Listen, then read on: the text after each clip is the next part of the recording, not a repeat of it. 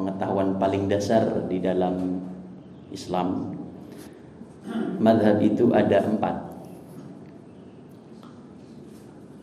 Ada mazhab Hanafi, India, Pakistan dan seterusnya. Ada mazhab Maliki di Tunisia, Jazair, Libya, Maroko dan seterusnya. Ada mazhab Syafi'i Asia, Indonesia, Malaysia, Brunei dan seterusnya. Ada mazhab Hambali, Saudi menggunakan mazhab Hambali dan seterusnya.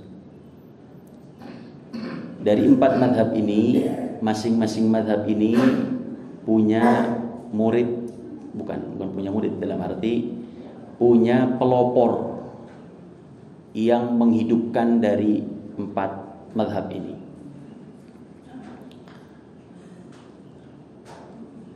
Di antaranya, kalau Imam Syafi'i yang memelopori mazhabnya adalah Al-Imam Nawawi. Bukan Imam Nawawi Bantani, bukan. Ini Imam Nawawi yang memang meninggalnya tahun 600 Hijriah. Jadi kalau 600 Hijriah sekarang 1400, berarti sudah berbeda jarak antara kita dengan beliau berapa ratus tahun itu, Pak? 800 tahun Imam Nawawi. Kalau Bapak tahu Riyadhus Shalihin, itu Imam Nawawi itu. Hadis Riyadhus Shalihin yang biasa dikaji di majelis-majelis ta'lim ataupun di kampus-kampus, di sekolah-sekolah, itu Imam Nawawi itu. Banyak karya Imam Nawawi dan seterusnya. Nah, ini ada yang kedua yang sangat masyhur. Kalau Bapak Ibu tanya ke para dai, para ustadz biasanya tahu. Imam Ahmad yang memelopori adalah Imam Ibnu Qudamah Al-Maqdisi. Punya kitab banyak dan seterusnya. Di antara kitab beliau adalah At-Tawabi. Sama, ini Imam Ibnu Qudamah tidak jauh berbeda dengan Imam Nawawi, yaitu berbeda tahun dengan kita, kurang lebih 800 tahun lamanya. Imam Ibnu Qudamah menceritakan dalam kitab tersebut bahwa Nabi Musa alaihissalam ditimpakan sebuah kegersangan, tidak turun hujan lamanya. Maka akhirnya sebagai seorang nabi, beliau mengumpulkan murid-muridnya, masyarakatnya untuk bermunajat kepada Allah Subhanahu wa taala. Dan ketika bermunajat kepada Allah, tentu kita tahu Nabi Musa punya sebuah mukjizat yang tidak dimiliki oleh nabi lain, yaitu adalah kalimullah, atau manusia yang bisa berbicara dengan Allah secara langsung tanpa perlu perantara malaikat Jibril. Maka Nabi Musa alaihissalam bermohon kepada Allah, ya Allah, berikanlah kepada kami hujan. Berdoa dan memunajat bersama dengan masyarakatnya. Kemudian Allah Jalla wa'ala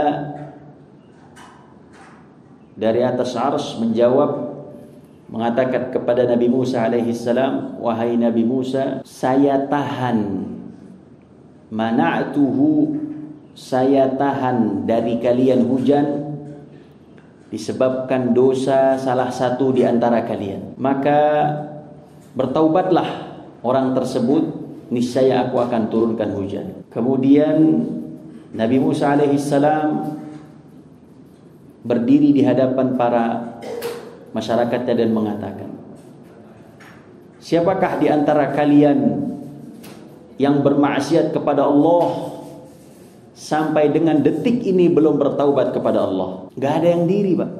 Itu disuruh diri oleh Nabi Musa itu. Gak ada yang mau diri. Kemudian, dan orang itu tahu kalau dia pelakunya.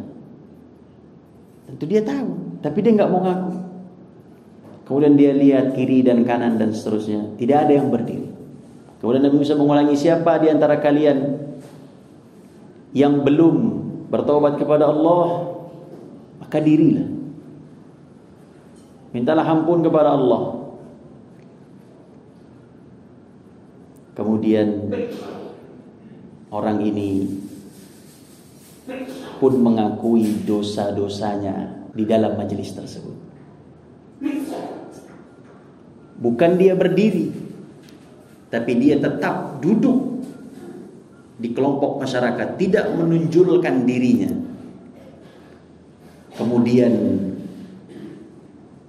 tiba-tiba Allah turunkan hujan yang begitu lebat. Subhanallah, Nabi Musa kaget dan mengatakan kepada Allah, ya Allah, tidak ada satupun di antara kami yang mengaku siapakah pelaku dosa tersebut. Tapi Engkau memberikan hujan kepada kami. Maka Allah Subhanahu wa ta'ala menjawab, si fulan, orang tersebut wahai Nabi Musa, telah memohon ampun kepadaku dan aku ampunkan. Kemudian Nabi Musa mengatakan, ya Allah, siapakah orang itu?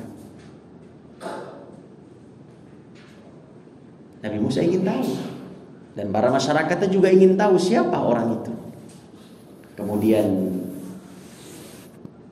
Allah pun menjawab, satartuhu wa huwa ya'sini afdahuhu wa huwa yuti'uni. Satartuhu wa huwa ya'sini. Wahai Musa, saat hamba tersebut bermaksiat kepadaku, aku tutup seluruh dosanya dari pandangan manusia.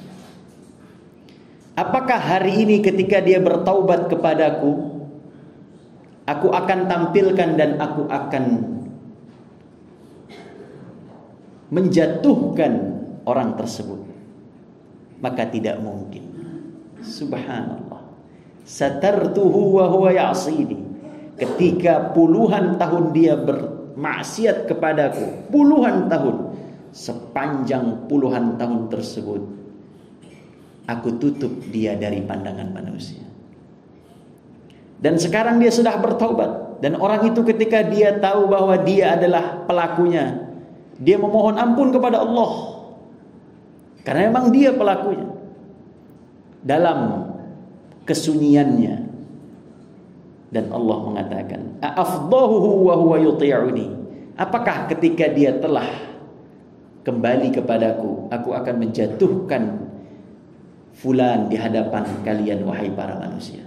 Subhanallah, ternyata nikmat yang Allah berikan kepada kita yang belum pernah kita syukuri adalah nikmat sitrullah, ditutupnya aib kita dari pandangan manusia. Itu Pak yang belum pernah kita syukuri. Coba angkat tangan yang udah pernah mensyukuri. Tidak ada, saya yakin.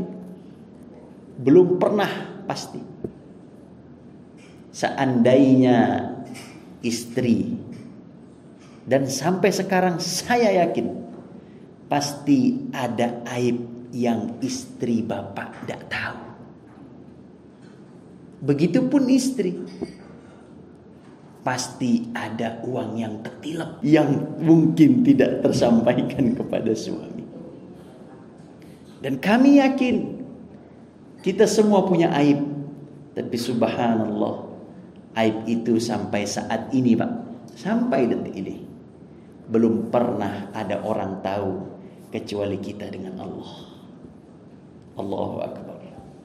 Subhanallah.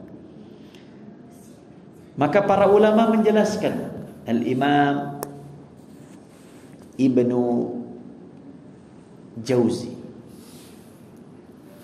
Jadi Imam Ibnu Jauzi ini, jadi ada dua nama yang serupa.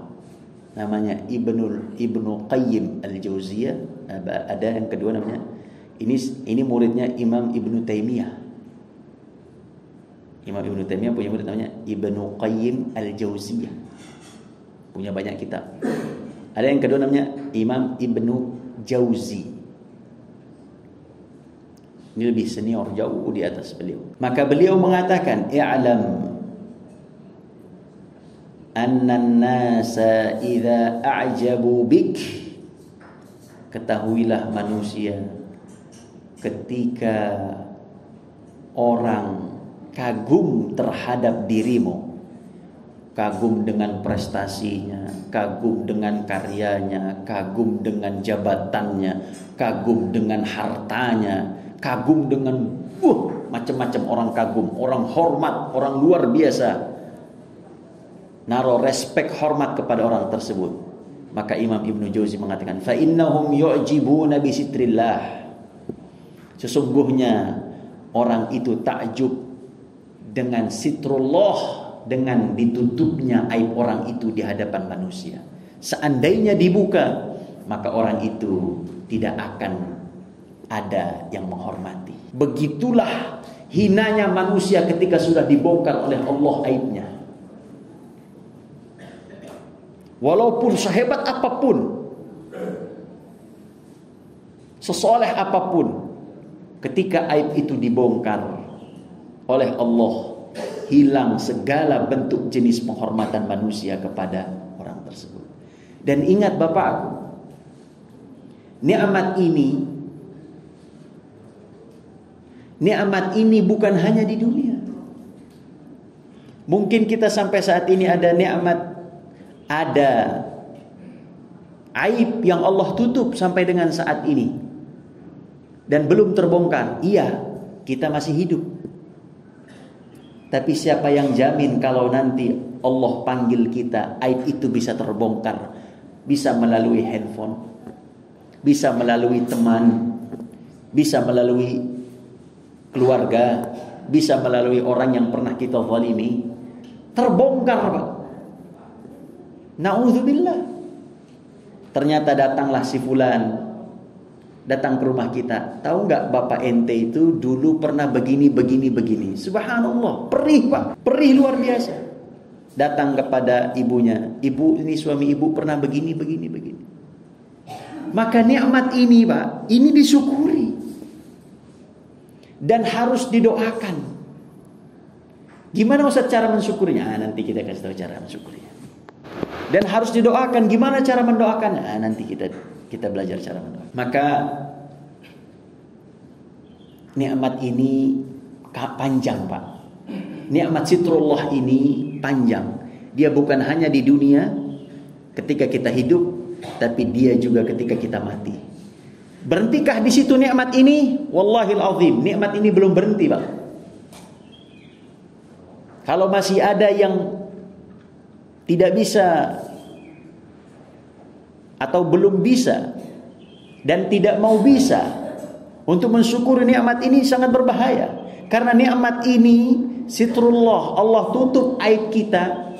Itu bukan hanya di dunia ketika kita hidup, bukan hanya di dunia ketika kita telah meninggal, tapi nikmat ini sampai kepada akhirat.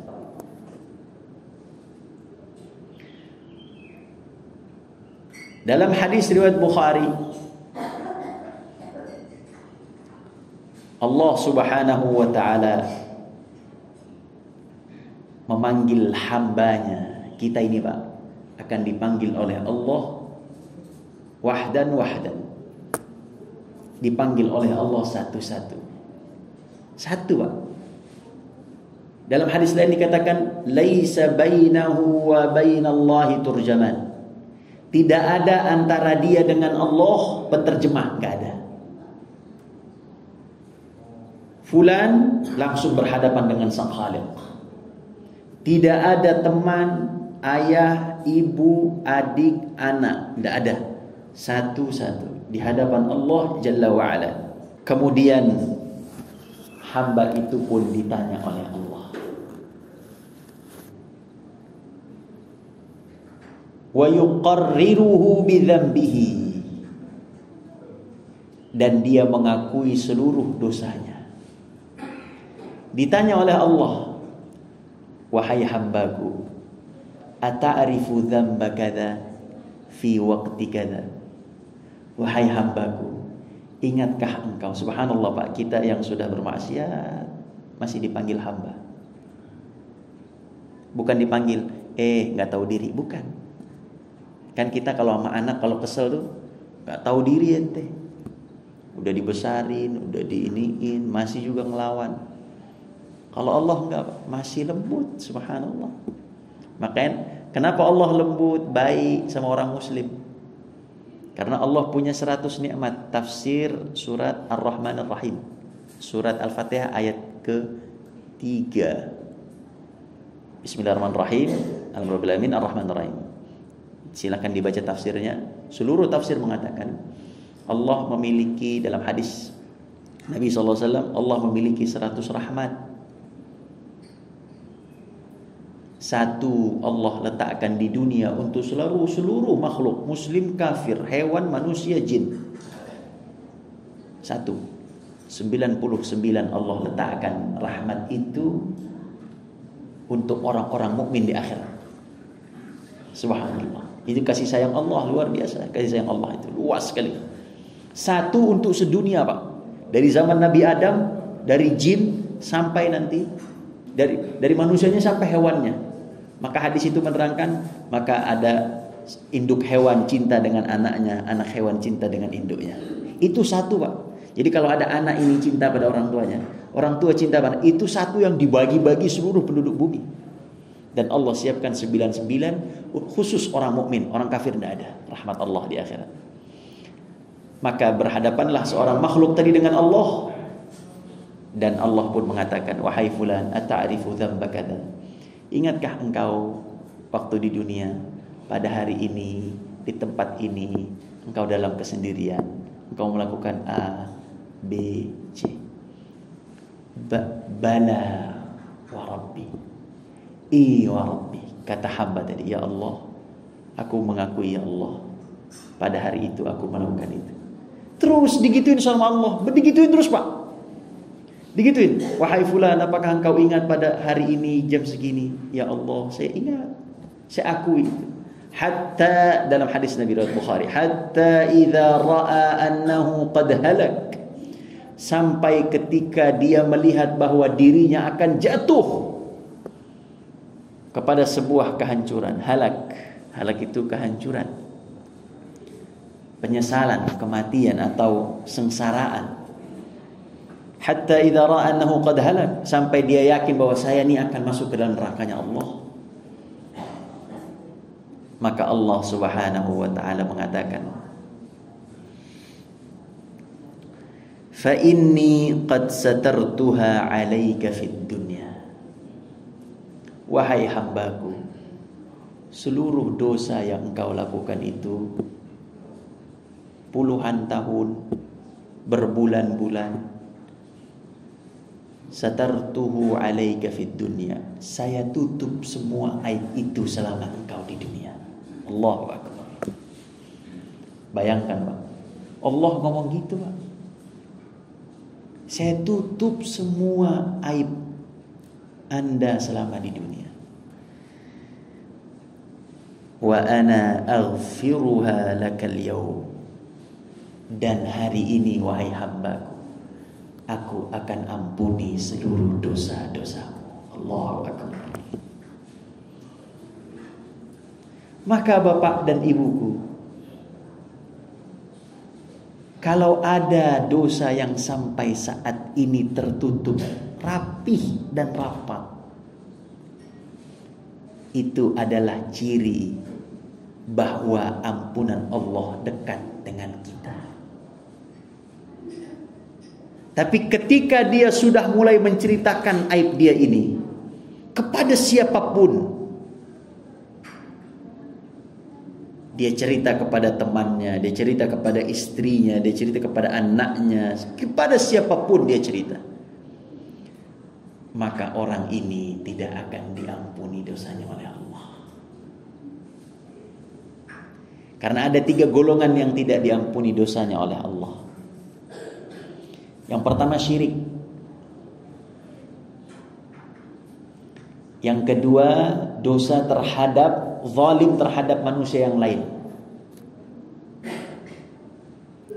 Dan yang ketiga adalah mujahirin. Apa itu mujahirin? Mujahirin adalah orang-orang yang berbangga, yang mengekspos, yang mengumbar aibnya dan dosa-dosanya kepada orang umum. Itu namanya mujahirin. Maka dalam hadis Nabi, hadis riwayat Bukhari dalam hadis yang berbeda, kullu ummati mu'afa. Sesungguhnya seluruh umatku mu'afa, akan diampuni dosanya oleh Allah. Kata Nabi SAW, illal mujahirin, kecuali orang-orang mujahirin. Siapa mereka? Mereka melakukan dosa di malam hari, kemudian mereka berbangga di pagi hari. Allah tutup aibnya, Allah tutup dosanya di malam hari, tapi dia sendiri yang membuka kepada saudaranya, dia sendiri yang cerita kepada saudaranya, kepada temannya, adiknya, kakaknya, dan seterusnya. Itu masuk kategori mujahirin, dan dialah orang-orang yang tidak akan diampuni oleh Allah Subhanahu wa taala dosanya. Maka kembali Pak ke hadis yang tadi. Ketika seorang hamba sudah ditutup aibnya oleh Allah, satartuhu alaika fid dunya, saya tutup aibmu wahai manusia di dunia, wa aghfiru lakal yaum wa aghfiruha lakal yaum, dan hari ini aku ampuni dosamu di akhirat. Kemudian dalam hadis ini Rasulullah SAW melanjutkan, thumma yu'ta kitab hasanatihi biyaminihi. Kemudian diberikanlah orang ini, setelah dia selesai dengan Allah, maka dia diberikan oleh Allah kitabnya, seluruh kelakuan di dalam hidupnya dari tangan kanannya. Dan kita tahu ketika seorang menerima kitab dari tangan kanannya, maka dia adalah penghuni surga. Tapi ketika dia diberikan dari tangan kiri, ini yang berbahaya. Atau ketika dia diberikan dari belakang punggungnya, itu yang berbahaya. Karena pemberian kitab ini, wahai bapakku, 3. 1 melalui tangan kanannya. Yang mana yang tangan kanan Ustaz? Yang tadi, hadis Bukhari tadi, yang dia ditutup seluruh aibnya, baik dia hidup maupun dia mati, bersih namanya, tidak ada orang tahu kecuali dia dengan Allah. Dan dia mengakui dosa itu, bertaubat pada Allah dari dosa itu. Berhenti dia, dan dia bertaubat, dan dia akui dosa itu kepada Allah.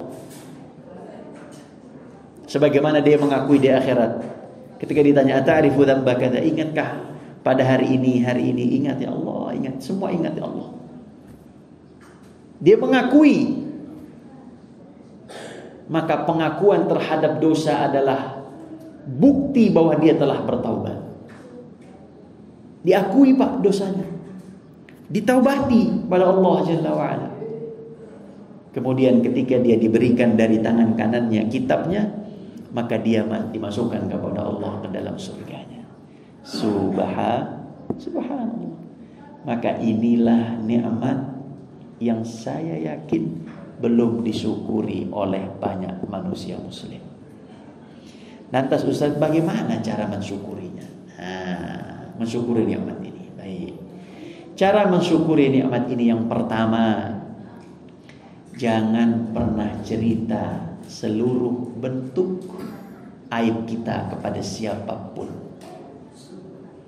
Suami istri, suami tidak perlu cerita, saya dulu pernah begini, pernah kesini sama mantan, tidak perlu. Istri juga nggak usah ungkit-ungkit sama orang tua, sama siapapun, tolong. Dan kalau ada anak, sampaikan ke anak Pak. Anak mungkin belum pada paham bab ini. Nanti yang punya menantu, yang punya apa segala macam, yang sudah menikah dan seterusnya, mungkin dia cerita apa segala macam, tidak perlu. Itu yang pertama. Jadi cara mensyukurinya adalah jangan pernah bongkar aib kita pada Allah. Kemudian cara mensyukuri yang kedua, taubati dosa itu, apapun bentuknya. Gimana caranya? Caranya adalah dengan salat taubat. Kalau dia berhubungan dengan hak Allah, salat taubat istighfar. berusaha meninggalkan semaksimal mungkin. Oh, Ustadz, saya jatuh lagi, balik lagi, taubat lagi. Saat 3-4 bulan saya jatuh lagi, balik lagi, taubat lagi. Terus begitu, Pak. Nggak apa-apa.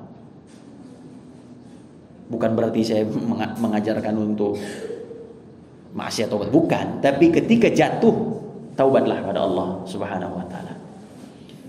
Kemudian tadi yang pertama, tidak mujahir, tidak cerita. Kemudian yang kedua adalah ditaubati, istighfar dan seterusnya. Itu kalau hak Allah. Kalau berkaitan dengan hak manusia,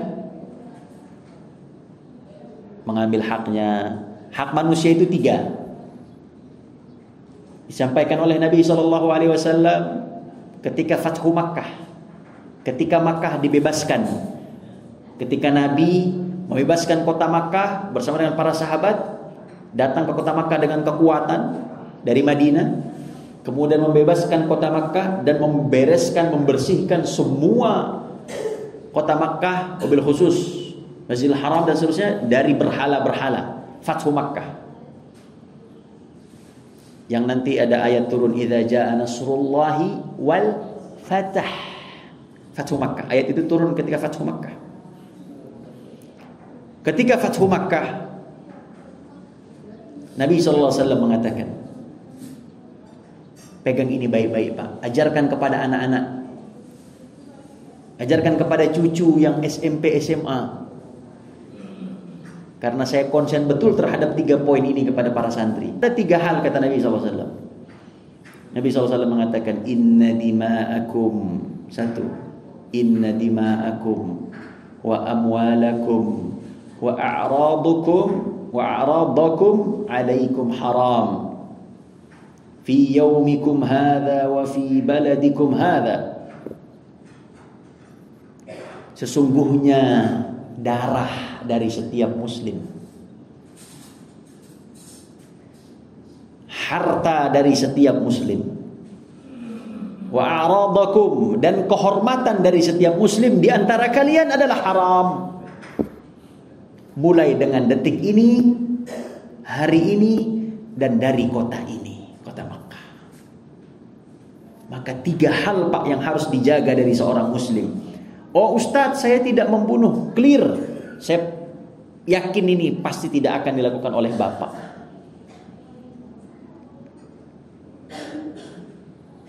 Tapi Ustadz, saya mukul. Masuk, Pak. Bapak mukul anak, Bapak mukul istri, masuk ini. Walaupun tidak berdarah. Itu zalim terhadap hak manusia. Kalau zalim kepada hak Allah, beres, Pak. Allah mah baik. Kalau mau tahu Allah baik sama kita, sampai sekarang kita bermaksiat juga Allah mah baik. Sampai sekarang juga aib kita ditutup. Ya kan, Pak? Iya. Ditutup aib kita. Allah mah baik. Yang masalah sama manusia. Manusia yang susah memaafkan, Pak. Jadi yang pernah mukul itu masuk kategori. Wa amwalakum, harta di antara kalian. Yang ketiga adalah a'rad. A'rad adalah kehormatan. Apa ini kehormatan? Pak, kita bisa menjaga dima, yaitu adalah darah sesama muslim. Saya yakin. 2, kita bisa jaga amwal, harta sesama muslim. Ustaz, saya yakin saya tidak akan makan harta sesama muslim kecuali dengan cara yang baik. Dengan bekerja, dengan sewa menyewa, dengan akad kejual beli yang halal dan seterusnya, akad investasi dan seterusnya. Tapi untuk penghormatan, ini yang belum tentu bisa. Apa itu penghormatan? Bukan berarti kita menghormati, bukan. Salah. Penghormatan adalah ketika kita mencaci dia, kita ngomongin keburukan dia, maka Anda telah mengambil kehormatan seorang muslim yang lain. Pak, itu Pak, si bapak itu dia tadi begini-gini. Itu mengambil, Pak. bapak telah mengambil kehormatan si fulan untuk diceritakan kepada orang lain. Di akhirat itu dituntut oleh Allah Jalla wa'ala. Apalagi ibu-ibu, wah, konsumsinya udah. Segala artis juga ditontonin. Itu mengambil itu.